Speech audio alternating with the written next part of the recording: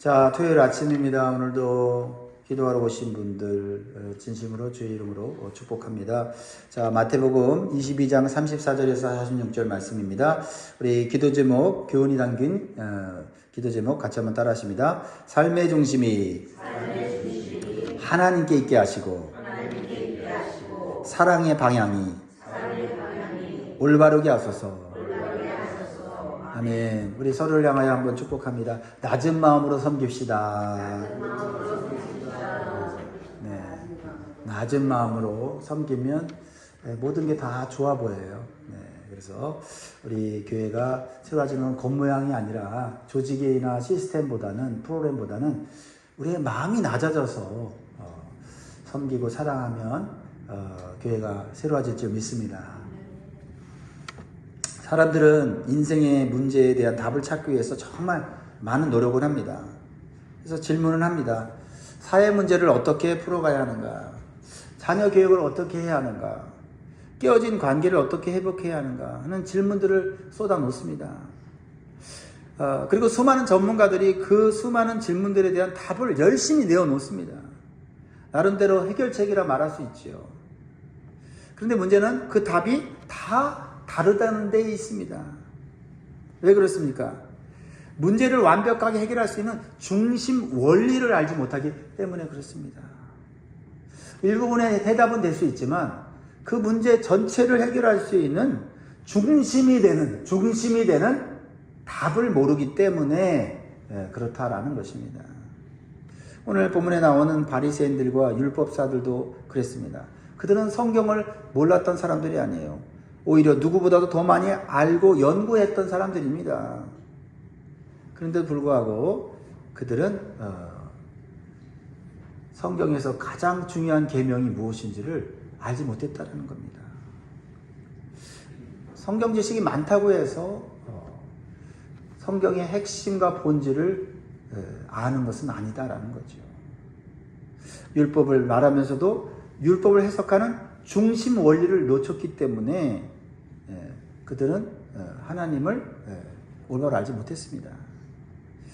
메시아를 기다린다고 하면서 성경을 연구했지만 메시아를 앞에 두고도 메시아를 알아보지 못했습니다. 왜 그렇습니까? 가장 중요한 중심이 되는 말씀을 깨닫지 못했기 때문에 그렇습니다. 오늘 예수님은 오늘 본문 말씀에서 우리 인생에서 가장 중심이 되는 답을 주십니다. 그 답을 알아야만 모든 문제들을 차근차근 해결해 갈 수 있다라는 거죠. 우리가 실타래가 엉켰을 때 막 풀면 됩니까? 막 풀면 더 엉켜지죠. 가만히 보다 보면 실타래를 풀 수 있는 중심, 핵심이 보이지 않습니까? 그걸 인내하면서 기다려야 돼요. 승질대로 하면 어떻게 돼요? 급하다고 실타래를 막 뽑아내다 보면 더 엉클어지는 거죠. 답은 아주 간단합니다. 그런데 매우 깊어요. 우리 인생의 가장 중심이 되는 해답, 그것은 무엇입니까? 하나님이에요. 사람이 아닙니다. 하나님이 모든 것의 기초이고 중심이라는 거예요. 아니, 하나님이라고 정답이라 말을 하면서 사실은 하나님이 아니라 사람이 중심이 돼서 문제를 해결해 갈 때가 있지 않습니까? 우리 신앙생활에 마찬가지 아니에요? 저도 가만히 생각하면 하나님이라고 하는 것을 가장 중요하다고 말하면서 사실은 사람 중심으로 문제를 해결해 나갈 때가 있다라는 겁니다.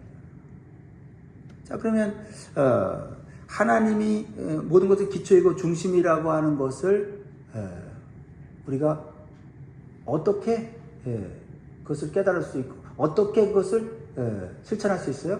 그것이 뭐냐면 하나님을 사랑하는 거예요. 하나님을 사랑하는 겁니다. 봉사도, 어떤 은사도, 어떤 능력도, 지식도 아니라 바로 하나님을 사랑하는 거. 하나님을 사랑하는 거예요. 하나님을 사랑함이 없으면 신앙과 삶의 중심이 무너지는 거예요. 열심도 있고 열정도 있고 은사도 있고 막 헌신도 있는데 신앙이 흔들릴 때가 있고 시험에 들 때가 있고, 그죠?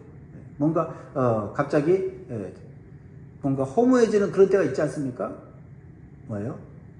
하나님을 사랑하지 않고 열심히 한 거예요. 하나님을 사랑하지 않고 헌신한 거예요. 하나님에 대한 사랑. 이게 가장 우리의 신앙생활의 핵심이고 기초고 답인 거예요. 그래서 예수님께서 오늘 말씀 37절에 뭐라고 말씀합니까? 같이 읽습니다. 시작. 예수께서 이르시되 내 마음을 다하고 목숨을 다하고 뜻을 다하여 주 너의 하나님을 사랑하라 하셨으니 이것이 크고 첫째 되는 계명이에요. 사실 예수님이 이 말씀을 하신 이유는 뭐예요? 이 대답을 하신 이유는 성경을 많이 알고 있는 율법사가 예수님께 물어봤어요. 선생님, 율법 중에서 어느 계명이 가장 큽니까? 라고 물어봤습니다. 이 질문은 매우 좋은 질문이에요. 그런데 사실 이 질문을 하는 이 율법사의 마음의 의도는요, 좋은 마음, 순수한 마음이 아니었어요. 예수님을 시험하려고. 예수님께 배우려고 하는 질문 같지만 사실은 예수님을 평가하려는 질문이었어요.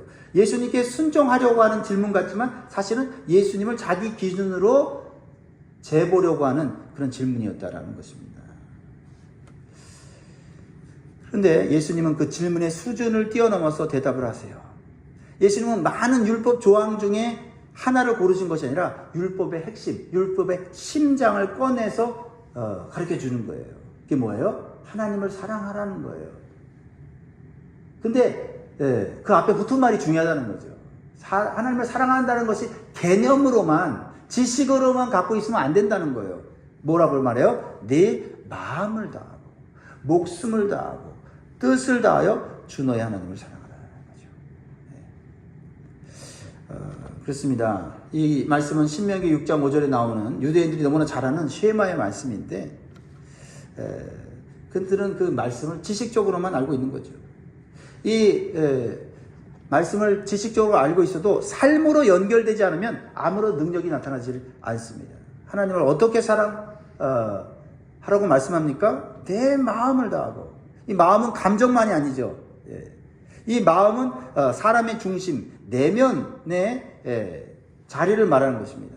우리의 마음을 하나님께 드려야 된다는 거죠. 그러니까 하나님께 마음을 드린다고 하는 것은 구체적으로 뭐냐? 나 하나님께 마음 드렸어. 얼마든지 말하죠. 어떻게 증명합니까? 하나님께 마음을 드린다는 것은 목숨을 드린다는 거예요. 내 생명을 드린다는 겁니다. 하나님을 위해서 생명을 드린다는 것이 사랑한다라는 거예요. 왜 그러냐면 하나님은 우리에게 생명을 주신 분이기 때문에 그래요. 특히 하나님은 우리에게 생명을 줄 때 조금 주신 게 아니에요. 예수 그리스도, 하나님의 아들이신 예수 그리스도 전체를 주신 거예요. 하나님은 다 주시고 우리한테 사랑하느냐 묻는 거예요. 근데 우리는 조금만 사랑하죠. 내가 할 수 있는 만큼만 사랑하고 그것을 사랑이라고 말하는 거죠. 물론 사랑이긴 사랑하죠. 정말 남자 여자가 서로 사랑에 불붙으면요 정말 서로만 보이지 않습니까? 그리고 그 사랑을 위해서는 정말 생명까지도 모든 걸 다 바치려고 하잖아요. 근데 시간이 흐르고 이제 조금 모든 환경이 어느 정도 안정이 되면 어떻게 돼요? 목숨을 바쳐 사랑한다는 것이 어떤 생각이 듭니까? 내가 저 인간을 위해서 내가 목숨을 바쳐야 되나 이런 생각이 들잖아요. 그 자체가 벌써 우리의 사랑은 변질된 거고 우리의 사랑은 온전하지 못하다는 거예요. 그게 그렇죠? 하나님의 사랑은 온전해서 생명을 다한 사랑이잖아요.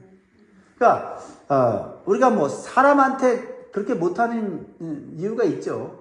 우리의 연약함 때문에 그렇고 또 상대방이 또 연약하기 때문이고 부족하기 때문이죠. 근데 핵심은 사람이 아니라 하나님이에요. 먼저 하나님에 대해서 우리가 마음을 다하고 생명을 다해서 사랑하면 그 사랑이 우리에게 부어져서 그 사랑으로 못난 인간을 한 번 더 사랑하고 한 번 더 용서하고 한 번 더 용납하고 한 번 더 봐주게 된다 이 말이죠. 그러니까 이 사랑도 먼저 누구에 대한 사랑이 있어야 돼요? 하나님에 대한 사랑이 있으면 두려움이 없어져요. 하나님 안에 두려움이 없는 이유는 하나님의 사랑이 우리 안에 부어졌기 때문이다. 우리가 봉사하고 헌신하고 사명을 감당하는 것도 사실 우리가 인간적으로 생각하면 두렵고 무섭고 부족하고 연약하고 그렇게 생각이 당연하죠. 근데 하나님을 사랑하고 하나님이 나를 위해 얼마나 큰 사랑을 부어줬는지를 깨달으면 하나님을 위해서 뭘 못하겠는가 이런 생각이 들면서 막 불꽃처럼 타오르는 거죠.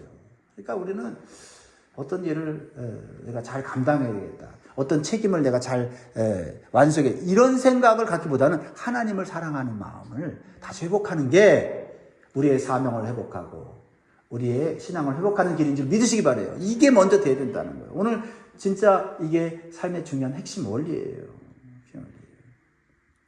뜻을 다하여, 뜻을 다하여. 그래서 뭐예요? 하나님을 사랑한다는 것은 내 뜻을 내려놓는다는 거잖아요. 그렇죠? 왜? 하나님 뜻이 너무 중요하고 하나님 뜻이 내 뜻보다 위대하고 그렇게 생각이 드니까 우리가 하나님의 뜻을 따르는 거죠. 그게 사랑하는 거예요. 하나님을 사랑한다고 하면서 뜻은 내 뜻대로 할 때가 있잖아요. 그리고 하나님 사랑합니다. 고맙습니다. 감사합니다. 하나님 이 소원 이루어주세요 하는 게 그 소원이 내 뜻이에요. 대부분. 하나님 내 뜻, 내 소원, 내 기억 다 내려놓을 테니 하나님 뜻대로 하겠습니다. 이게 하나님을 사랑한다는 거죠. 그 하나님의 그 사랑을 우리가 깨달으면 우리는 하나님의 뜻이 나를 위한 거고 우리 가족을 위한 거고 우리 공동체를 위한다는 것을 믿게 된다. 할렐루야. 할렐루야. 사실 우리의 삶 가운데 우리가 쉽게 흔들리고 무너질 때가 언젠가 가만히 보면 하나님을 잃어버릴 때 하나님이 내 중심에서 멀어졌을 때예요. 사실은요. 하나님이 안 계신 건 아닌데 하나님이 내 중심에서 멀어질 때다라는 거죠. 그래서 하나님의 뜻보다는 내 생각이 앞서기 시작하죠. 겉으로 괜찮아 보이지만은 사실은 내 안에서는 중심을 잃어버리고 이리저리 방황하고 있는 거예요. 마치 기초가 갈라진 집과 같습니다. 겉벽은 멀쩡할 수 있어요. 조명도 좋고 인테리어로 좋은 집인데 근데 기초가 무너져 있고 약해져 있으면 어느 날 조그만 진동에도 그 멋진 집 화려한 집은 무너질 수밖에 없다는 거죠. 겉이 아니에요. 우리는 겉이 아니라 우리 내면이 하나님 중심으로 세워졌느냐 먼저 그렇죠. 이게 중요한 거죠. 요즘 삶이 자꾸 불안하고 마음이 자꾸 흔들리고 관계가 자꾸 예민해지고 우리 여러분의 영혼이 혹시 메말라 간다는 느낌이 든다면 열심히 기도하고 열심히 봉사해야지 예배에 열심히 참여해야지 좋습니다. 거기서 뭘 찾아야 되냐면 하나님을 향한 나의 사랑을 찾아야 돼요. 예. 사랑 없는 예배, 사랑 없는 봉사, 사랑 없는 기도가 될 수 있잖아요. 그러니까 사람에 대한 게 아니라 하나님에 대한 사랑을 다시 회복해야 한다는 것이죠. 하나님에 대한 사랑은 말로 증명되지 않고 한 가지예요. 우선순위예요. 우선순위. 하나님이 먼저입니다. 하나님 말씀이 먼저입니다. 예. 그래서 내 마음 가운데 나 지금 하나님 말씀에 전적으로 순종할 거야. 하나님 뜻은 난 전적으로 따를 거야 라고 하는 이 마음이 가득 찰 때 그게 하나님 사랑하는 거예요. 감정적인 게 아니라 생명을 다하고 뜻을 다한다는 것이 그거예요. 그렇게 해달라고 기도하시기 바랍니다. 그게 기도의 제목이 되어야 돼요. 자, 하나님 사랑이 우리에게 부어지면 그 사랑이 자연스럽게 이웃사랑으로 나타난다는 거예요. 그러니까 하나님 사랑과 이웃사랑은 따로따로의 사랑이 아니라 서로 연결된 사랑이다라는 거죠. 그래서 39절에 보면 둘째도 그와 같으니 내 이웃을 내 자신과 같이 사랑하라 하셨으니 이 두 계명이 온 율법과 선지자의 강령입니다. 이 율법과 선지자의 강령이라는 이 강령이라고 하는 이 단어의 원어의 뜻은 뭐냐면 연결된다는 뜻이에요. 그러니까 뭐가 연결돼요? 하나님의 사랑과 이웃 사랑이 연결된다. 근데 내가 하나님을 사랑하는 것은 마음을 다하고 뜻을 다하고 생명을 다하는 것인데 그것이 이웃 사랑으로 연결되지 않으면 그것은 헛된 말에 불과한 거고, 그렇죠? 그것은 진정으로 하나님을 사랑하지 못했다는 증거다라고 말하고 있는 것입니다. 그러니까 이 이웃은 누구입니까? 먼저는 가장 가까운 가족이에요. 가족. 이 가족부터 우리가 사랑해야 한다는 것입니다. 우리가 교회에서는 사람들한테 온유한데 집에서는 또 온유하지 못할 수가 있지요. 또 사람들 앞에서는 괜찮은데 또 우리가 가까운 사람들한테는 또 우리가 너무 쉽게 대할 수 있게 되는 경우가 있지 않습니까? 공동체의 사랑은 막 말하고 세계 평화는 말하는데 정작 내 옆에 있는 사람의 아픔과 고통은 그냥 지나칠 수 있다라는 것입니다. 예수님이 말한 이웃사랑은 가까운 것부터 시작되는 거예요. 바로 옆에 있는 우리부터. 우리 한번 실천해 봅시다. 먼저 사랑합니다. 우리 사랑합니다. 네, 사랑합니다. 사랑합니다. 네, 부족하지만 사랑합니다. 부족하지만 사랑합니다. 그렇습니다. 또 이 사랑도 의무와 책임으로 하면 너무 힘들어. 사랑해야지. 이 사랑하는 거 참 사랑해. 이게 아니라 하나님의 사랑이 우리 안에 부어져서 그 사랑으로 자연스럽게 이렇게 부드러운 말로 나가고, 그죠? 격려하는 말로 나가고, 이렇게 나가는 거죠. 내가 사랑해야 된다는 책임감이 있는데, 의무가 있는데, 이게 그냥 마음에서 안 나온다. 그러면 어디로 가야 돼요? 그 사람 붙잡고 미안해가 아니라 하나님 앞에 가서 엎드려. 하나님 사랑을 부어주세요. 하나님 사랑 부어주세요. 내가 하나님 사랑하고 있지 않은 것 같아요. 내가 저 사람을 대하는 태도를 보니 내가 하나님 사랑하고 있는 것 같지. 이런 기도가 있어야 한다라는 거예요. 할렐루야. 네. 있습니다. 제가 설교로는 가족에게 부드럽게 대하십시오. 교회 안에 불편한 사람들도 존중해 주십시오. 상처받는 사람을 위해서 한 번 더 기도하십시오. 이렇게 제가 머스트로 말을 하지만 사실은 이 말 앞서 제가 강조하고 싶은 것은 그렇게 되지 않을 때 하나님 앞에 가서 하나님 사랑하지 못한 것 용서해 주세요. 하나님 사랑하지 못한 것 하나님 나를 용서해 주시고 채워주세요. 이렇게 기도를 해야 된다는 겁니다. 하면서 마지막으로 예수님께서 이제는 질문을 거꾸로 하세요. 질문을 받으셨는데 질문을 거꾸로 하세요. 뭐라고 얘기하시냐면 41절에 바리새인들이 모였을 때 예수께서 그들에게 물으시되 42절 같이 있습니다. 너희는 그리스도에 대하여 어떻게 생각하느냐? 누구의 자손이냐? 대답하되 다윗의 자손입니다. 자, 바리새인들에게 물어봤어요. 그리스도가 누구니까 다윗의 자손이라고 해요. 맞는 얘기입니다. 다윗의 자손으로 오신다고 성경에 써 있으니까요. 자, 근데 오늘 이 말씀의 핵심은 뭐냐면 그리스도가 누구인지를 아는 것이 우리 인생의 해답이다라는 거예요. 설명할 게 많지만 시간이 다 됐기 때문에 간단하게 얘기하자면 그들은 예수님이 다윗의 자손이라고 생각을 했어요. 그리고 왕으로 오셔서 로마 제국을 뒤집어 엎고 자신의 삶을 평화롭게 안정적으로 만들어줄 걸 믿었다라는 거죠. 그런데 그들은 자신들이 원하는 자신들의 문제를 해결해 줄 수 있는 해결사로서의 그리스도 메시아를 원했다라는 거예요. 그러나 우리가 그리스도를 어떻게 알아야 되냐면 우리의 문제를 해결해 주는 메시아로 받아들이기 전에 우리가 순종하고 따라야 될 주님으로, 우리가 통치받고 순종해야 되는 주님으로 먼저 모셔야 한다라는 거예요. 그래서 뭐라고 얘기하냐면 바리새인들에게 놀라운 깨달음을 주고 그들의 입을 막아버리세요. 다윗이 자신의 자손으로 올 메시아를 향하여 뭐라고 했느냐? 뭐라고 했습니까?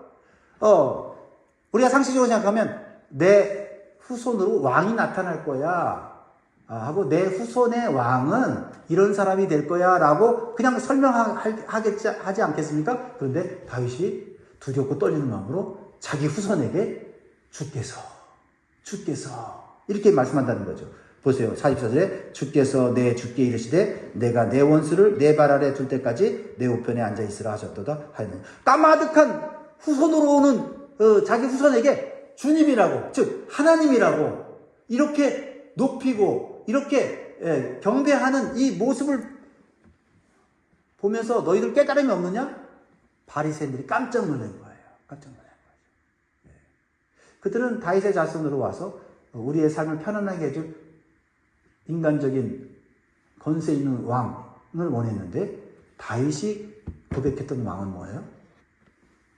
그 주님께서 이 세상에 오셔서 주님의 뜻대로 계획대로 이 세상을 통치하시는 왕, 주님 되심을 고백하고 있다는 것입니다. 자, 말씀 읽겠습니다. 우리는 세 가지를 오늘 삶의 원리로 중심으로 삼아야 돼요. 첫째는 하나님을 사랑하라. 두 번째는 내 이웃을 사랑하라. 그리고 예수 그리스도를 내 삶의 주님으로 모시고 살라. 이거거든요. 네, 이거예요. 기도하겠습니다.